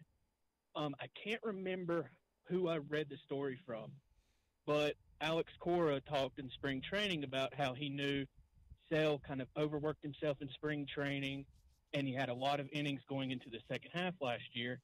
And I don't know if you can find a comparison, but you might be able to see where his innings are down from last year, and he wasn't busting his ass in spring training, so they think that might help him in the second half.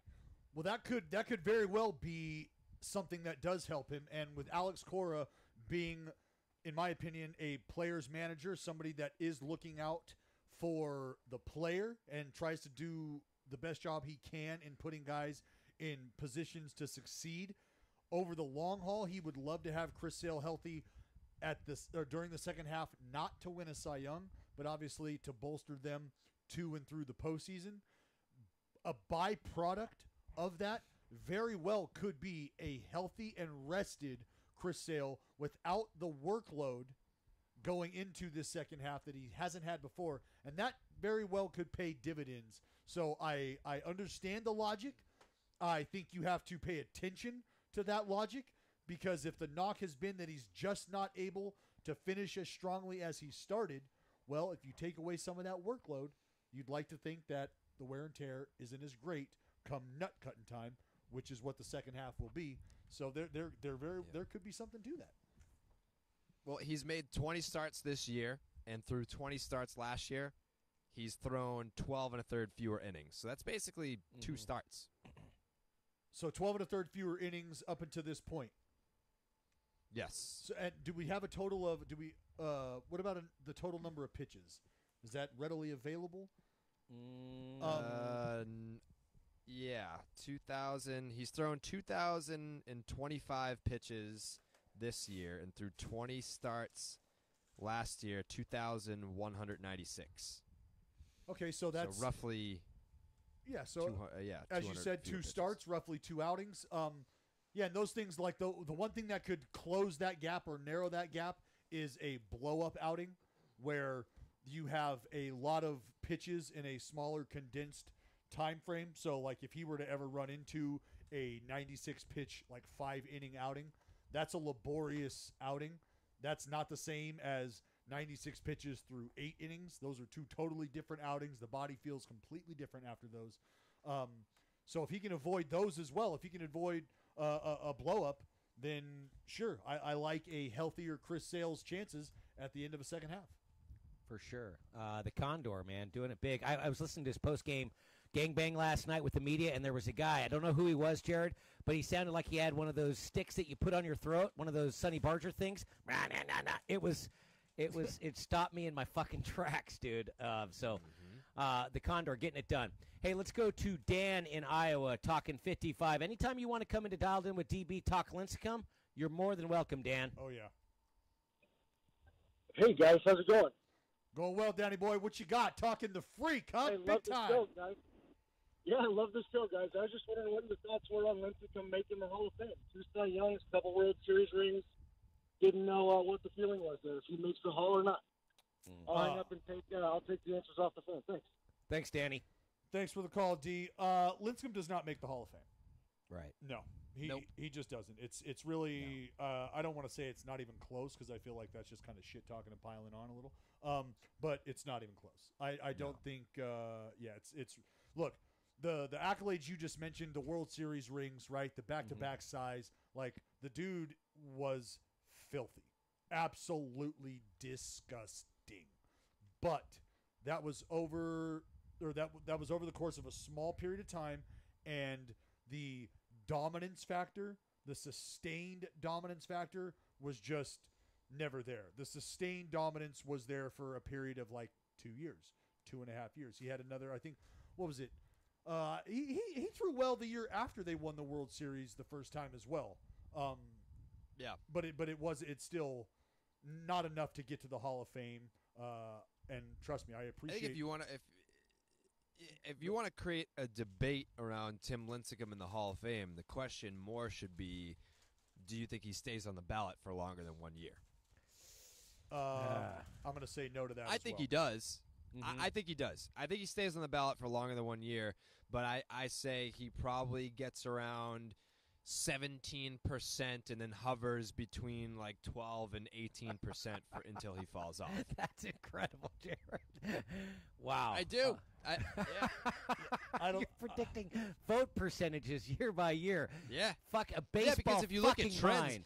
Yeah. Oh yeah, if you kind of like look at guys who have those like fringe cases where like the Fred McGriffs where it's like this motherfucker should be a Hall of Famer. It's if you pay attention, like I'm obsessed with the Hall of Fame, not just the Hall of Fame but the voting process. You kind of get an idea for what resumes equal what voting percentages, and then you can figure out the trends. What we. The year-to-year increases, what sort of developments and breakthroughs can impact a jump or a drop in voting percentages from year to year. It's kind of fascinating shit for nerds. For nerds. Yeah. For Jared. Super. I honestly don't even know. I can't tell you the last 30 seconds of what Jared just said. I was mesmerized, dude. It was incredible. Dude, we're a supportive, inclusive crew here, and so, Jared, bring it, dude. Yeah. In fact, I'd go so far as say Tim Hudson, because of his longevity, probably will be on the ballot longer than Lincecum. Yeah. Wow, that is a hot take, Pecan. That's a hot take. Honey, I'm a massive 55 fan. I like it, Pecan. You do? I like it. You do? I like it. Okay. Yeah. All right. Yeah, because he's going to get love from both Bay Area contingencies. Yeah, for sure. All right, and from the Auburn community. As much as I love 55, I'm taking Tim Hudson. All right, Jay Hayes says we got to roll. Jared, we'll catch you on the Evening Yak, and tomorrow we'll come back and get fired up for D.C. You down? Oh, yeah. I'm going to be on my way back to Boston tomorrow. The Red Sox are home. They're playing the Blue Jays, so the Rockets going back home to the baseball tavern. So I'll try my best to do a phoner, but if not, I'll see y'all in D.C. Fucking A. All right, that's awesome. All right, that wraps up Grip It and Rip It. When was the last time you replaced your toothbrush? Do you always brush twice a day for a full 2 minutes? Paying attention to these good habits has a huge impact on your health. Introducing Quip, spelled Q-U-I-P, the new electric toothbrush that helps to fix the brushing habits that most people get wrong. Quip does this with a lightweight and sleek design, simple time vibrations, and guiding pulses to give you a perfect 2-minute clean. Bulkier electric brushes have awkward charging stands, modes you don't need, and cost 5 times as much. Quip starts at just $25, and you can get brush head refills automatically delivered on a dentist-recommended 3-month schedule for only $5, and shipping's free. Gotta love that. Quip has been featured in GQ, Oprah's O-List, and Time Magazine named it one of the best inventions of the year. Go to getquip.com/Dallas, right now and get your first refill pack free with a Quip electric toothbrush. That's your first refill pack free at getquip.com/Dallas, spelled GETQUIP.com/Dallas. You're dialed in with DB Power 85.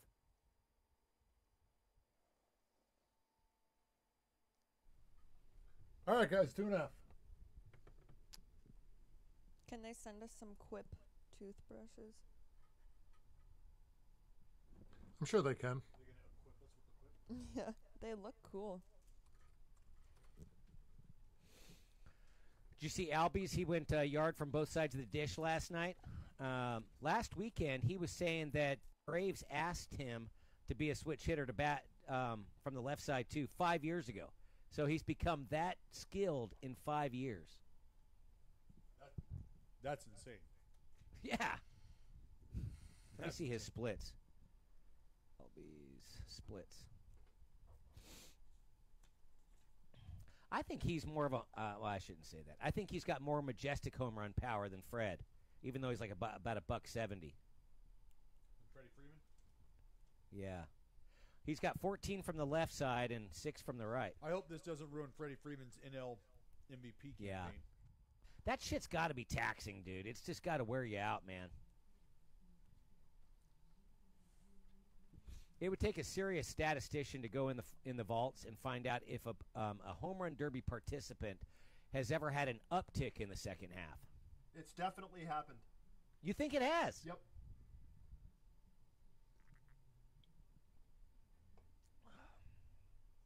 I would think just on the surface that it's got to be a huge risk.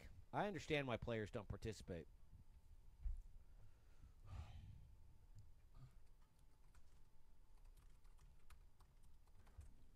Got 50. All right.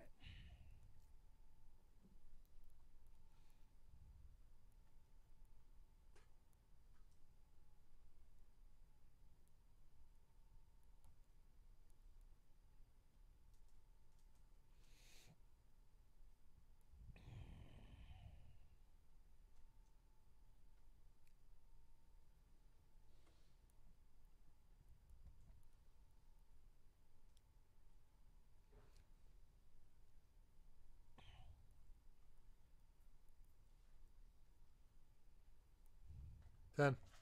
Okay, buddy.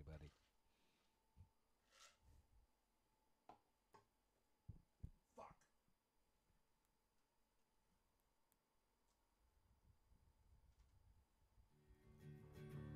Something wasn't right here.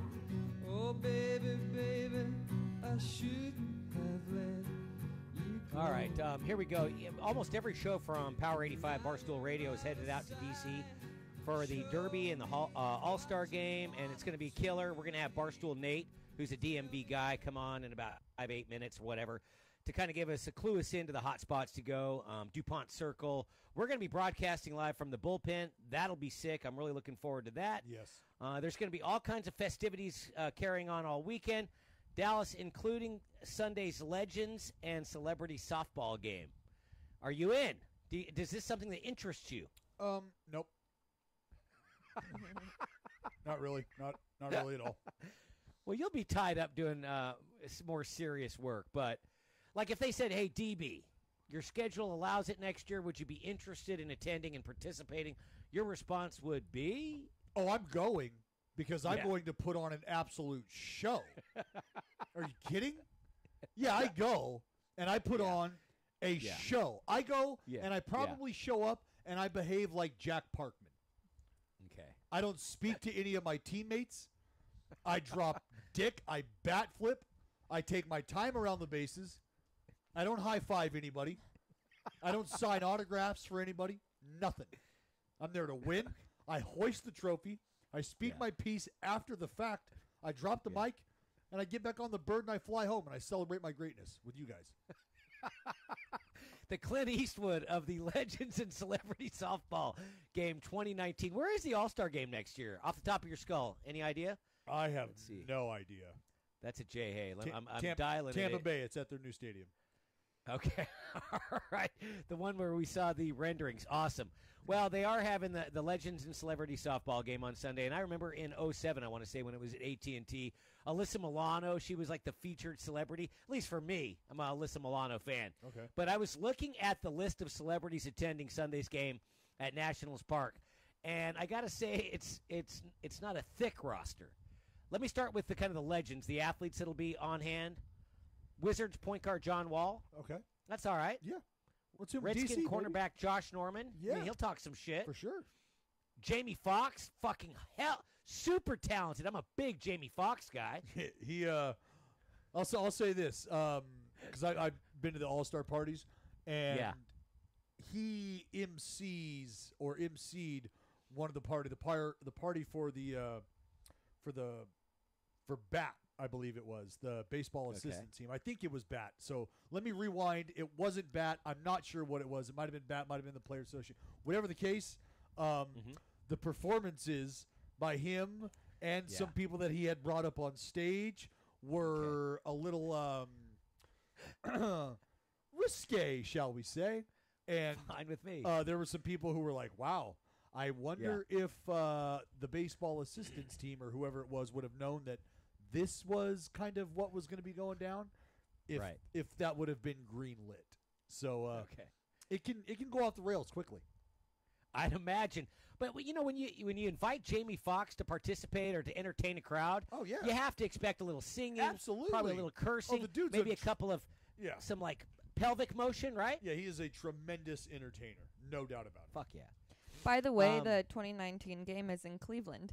Oh wow. So I'm there at the Jake. Okay, sounds all right.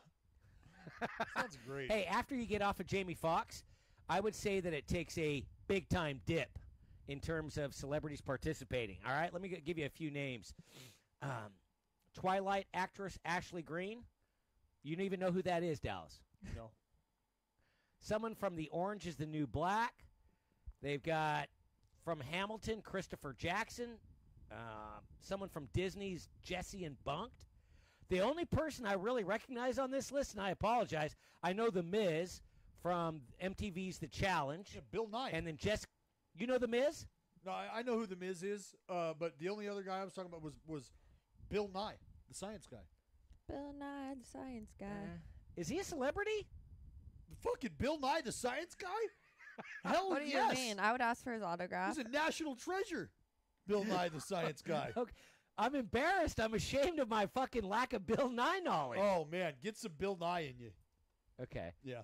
Jessica Mendoza and then Jenny Finch round out the celebrities here participating in the little softball game. So all kinds of shit, fan fest and all that stuff, but the real party gets cooking Monday from the bullpen, where we'll be at 2 to 4, and we're going to bring in Nate next to give us a little heads up, a little scouting report on how to get your party on if you're headed to our nation's capital. He's next. You're dialed in with DB Power 85.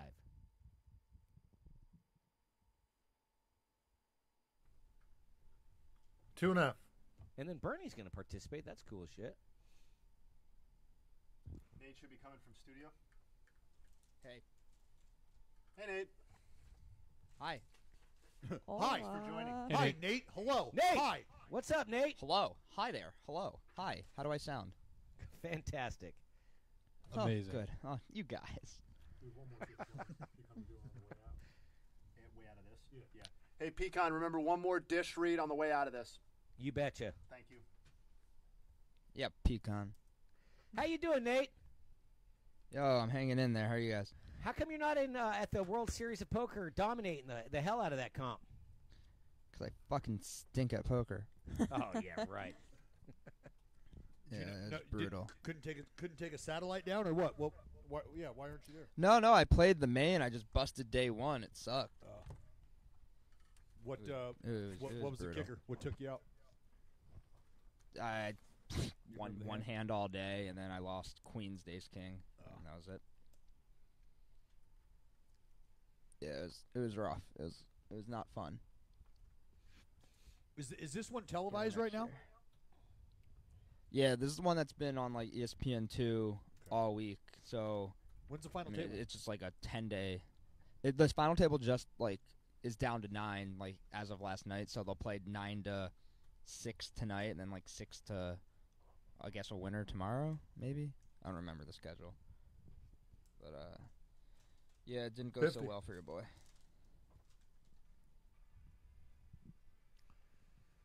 All right. Well, so Ovi finally gave back the cup, huh? Yeah, it sucks. Hate to see it, but he's had like 2 Dude, months him with just it. walking out to the Red Square in Moscow. Yeah. What a scene. And he's just dressed like a slob. It was awesome. Oh, my God. All right, coming back. Dude has. All right, here we go.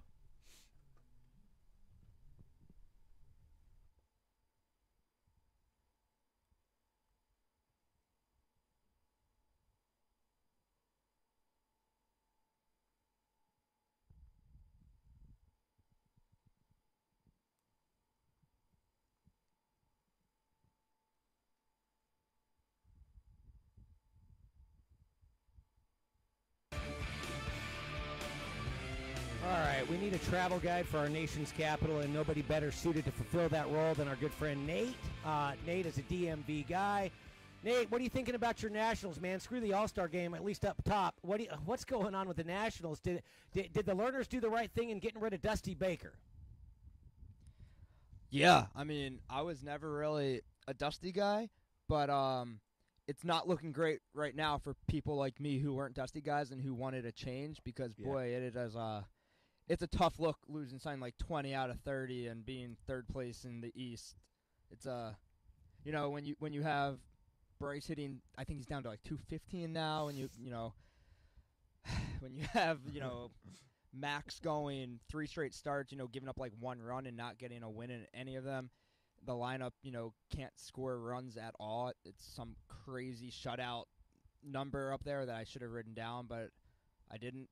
It's not good. It's not good for people like me who wanted to change to see this team struggling like this. Oh, no, man. But it sucks. It sucks, Nate, no doubt. But like I've said, and I think you can talk to Carabas, and he might be able to bring you some peace as well. I'd rather not. I agree. It's just kind of a thing we do here every day for him. It's a matter of getting everybody back healthy, and what I mean is, an Adam Eaton, sure, he's back. Is he healthy? Has he recovered fully? Who knows? But let's get his feet underneath him. Same thing can be said for Daniel Murphy. And then if you actually get Bryce Harper to perform and produce, well, now you've got, in my opinion, a third-year lineup that you just haven't really been able to count on for the most part of this season. So that's the spin zone. That's the turnaround for it. But while some of those guys will be in D.C., all of Bryce Harper, we will also be in D.C. The whole fucking Barstool 85 crew is coming out. Hell yeah. What are we doing there, Nate? I'll tell you something I like to do. Like when I went to Baltimore and when I would go to D.C., is I try to find a park and I'll go play chess with some of the folks that hang out in the park areas. And while they might not be some of the most Dallas KGB, right, with the Oreo cookies? Exactly. Yeah. Well, while they might not be some of the most his money. engaging individuals, it is a nice time for me. What is something that we absolutely have to get done, have to get under the belt once we hit DC? Now, I'll tell you this. 2 things. One, going to a new city to go play chess is like the dumbest thing I've ever heard. But that's neither here nor there. God damn you, Nate. Like, I'm a I man thought of you were the going to people. say, like, I go to like a new bar or I like to check out like, the monuments. You're going to D.C. You're like, where can I go play chess? Yeah. Like, what? Yeah, You're it's going 'cause- to D.C. to play chess? Put it like this: All it's right, because but- when I land in a town, Nate. All right, before the country really started to be open and free about medicating in a certain fashion, I had to make a conscious effort to go out and try to find medicine. And based on my knowledge and my street smarts, the folks who play chess and the places that chess is being played in a metropolitan area, fairly conducive to getting your prescription filled, if you will. Oh, my God. So, Very well, then. So when you're done playing chess, I do recommend a lot of other things in D.C. Nate, we just went from Rook takes night, to scoring some doobie. Incredible maneuvering from one Dallas Braden. That was fucking amazing. I'll tip my cap to that. Like that sounds like a fine reason to want to go there, but the fact that he just put it out there, like when I go to a new town, you know what I look for? Like a great game of chess. Like Dallas, what are you talking about? Oh, I tried. All right, Nate. Back to the yeah. Where do we go? What I was going to say is, so where you guys are broadcasting from is the bullpen, and it is my favorite place on earth, bar none. On a sunny afternoon, going down to the bullpen in DC is my favorite thing to do. It's right outside the stadium. It used to be about double the size as it is now. Yeah. But a bunch of apartments have gone up all around it. So it's this little nook of just drinking and smokes and cornhole and live music right outside the stadium. And it's just a great place to be. You just feel happy there. You're with your buddies. You're downing hot dogs. You're drinking frozen Red Bull vodkas. You're blacking out. And then you're going over to the baseball game. It's easily my favorite place on earth. I want to get buried there. Oh, shit. So you guys are already in a good position, right there. There's a bunch of breweries around the area of the stadium. And then if you want to go out at night, I mean, DuPont's good. U Street's good. There's a ton to do in D.C. And if you're a nerd like Dallas, you can go hit up the museums. You can go hit up. Fuck yeah! Just there's so much history. The in monuments. DC. Are you kidding me? For The losers Lincoln like Monument, him. the Lincoln Memorial, the Washington Monument. There's so much going on there. I plan on doing a little bit of man on the street type stuff. I want to see how educated the folks are around the area about our nation's capital and about stuff like that. So I'm going to put some baseball fans to the test. Yeah, you're not the only nerd here, because the thing that I've been the most excited about is to go see the Holocaust Museum. See? Sounds wild, but I've seen it one time before. What a cheery I know, awesome I know. experience. Tell us more about the Holocaust. Dude, you guys, it's such a cool place. Yeah. I mean, wow. So cool. It's a tough I was sell. already I bet they okay. love that. No, I bet you guys should come with me and you'll see. Yeah. Oh, It's Christ. a true work of art. Holocaust Museum. Yeah, hey Nate, are you in on that? Are you? Come on, Nate, you want to go or what? Yeah, yes. 90 and sunny outside. Yeah. Let's just go over to the Holocaust Museum and have an afternoon. We're just sobbing inside. Yeah, let's go throw a party. Hey, Nate, I like the museums, dude. I grew up in Gaithersburg, Maryland, going to the Aerospace Smithsonian. Pretty fucking cool, but my new spot is the Newseum. You know what I'm talking about? Yeah, no, that place is actually great. The killer. only thing about it. Oh, to hell it's with you, Nate. You want to talk shit on us going to watch, Yeah, going to seriously. stare at some museums and shit, and now you want to go to a museum? No, Dallas, dude, it's legit. The Stop Newseum is money. It is. I mean, 8 hours you could spend rambling around in there. I guarantee you, brother. Yeah, if You you're a could do that at the journalism Holocaust major Museum, or a too. fucking nerd. He's lashing out now because we made fun of his chest I am. for I am. a half hour. I am. Sorry. We still like you. We just yeah. don't respect you as much. Okay. I'll give you two more secret destinations. It's not that secret, especially after the Capitals ran ramshot over Georgetown. But Wisconsin Street in Georgetown, great fucking saloons and taverns line Wisconsin. Correct, Nate? Yeah, the Georgetown waterfront, it doesn't really get much better than that. You just sit on the water eating seafood all day. Yeah. I mean, have a blast there. And if we want to get back to the actual sightseeing, yeah, you're going to like this, Dallas, the Segway tours. You put on the little headphones and Segway around the little city. Yeah. And, it's a lot of walking. It's going to be really hot out there. Getting on the Segway, it's actually very, very convenient. You see everything. I think it only takes an hour, hour and a half. And, you learn everything you need to learn, and you get it all done real quick. I might be into a Segway. Highly recommend that. I'm into going to the zoo.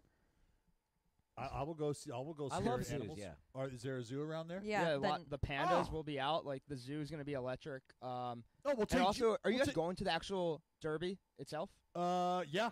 Yep. Going.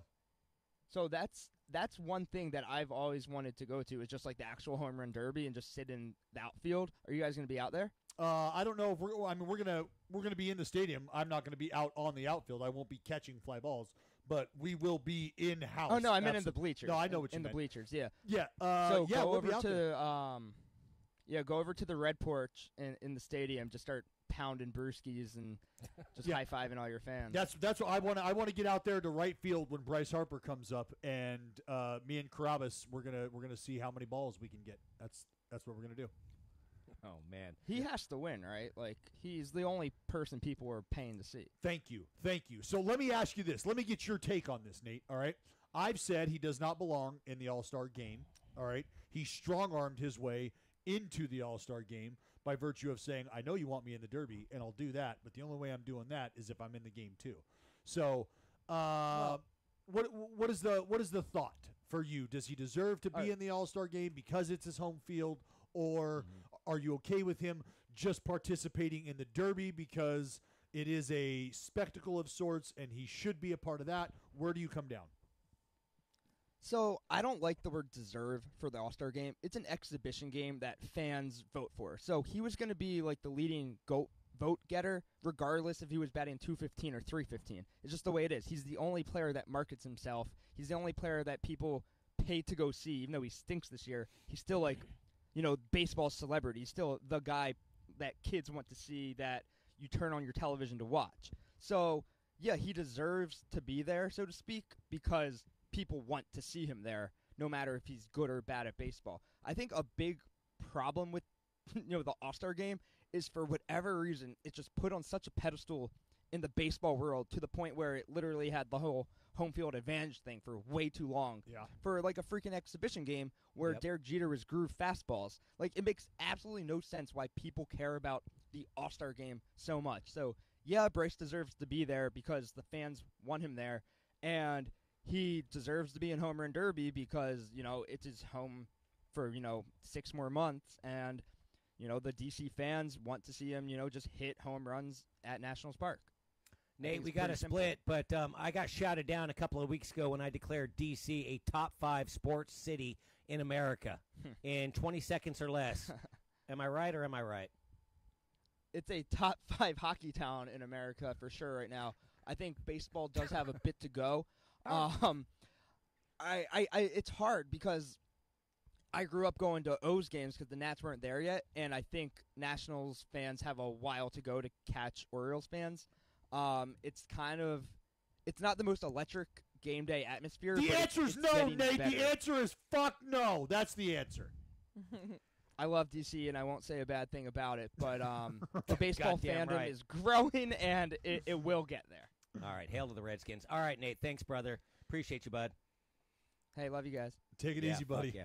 I guess the lesson learned over the last 8 minutes is that we're going to take segways to the Holocaust Museum. That sounds like a phenomenal day, and find a game of chess. You're dialed in with DB, Power 85.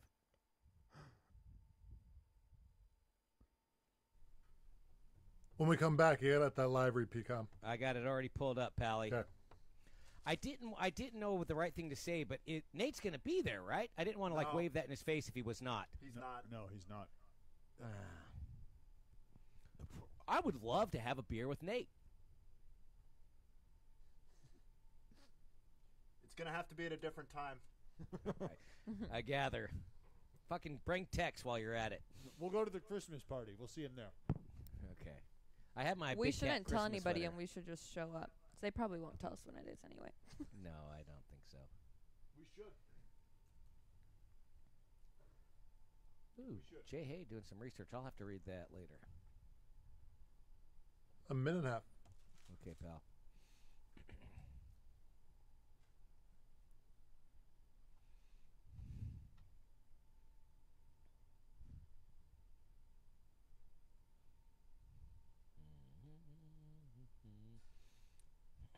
So I'm on, this is the 1242. Okay. Quick segment here, obviously, with the ad read.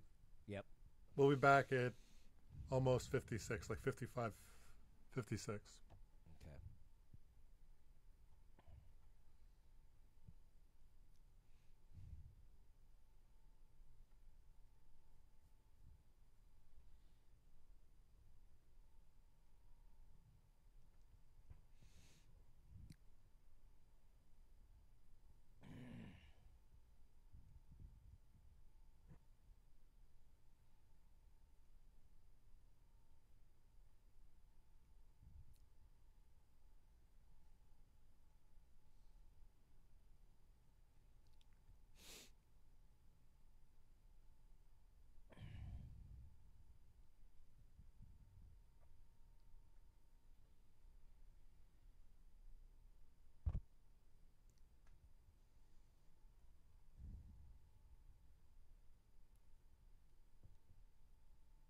All right, coming back 15.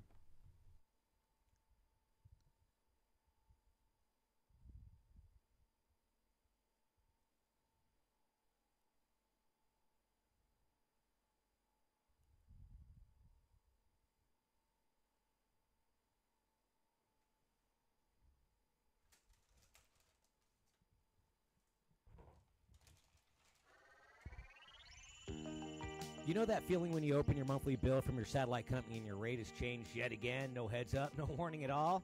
Well, Dish is the TV provider that hears your pain. Watch your favorite TV shows in live action with the latest technology at a price that will not change for 2 years.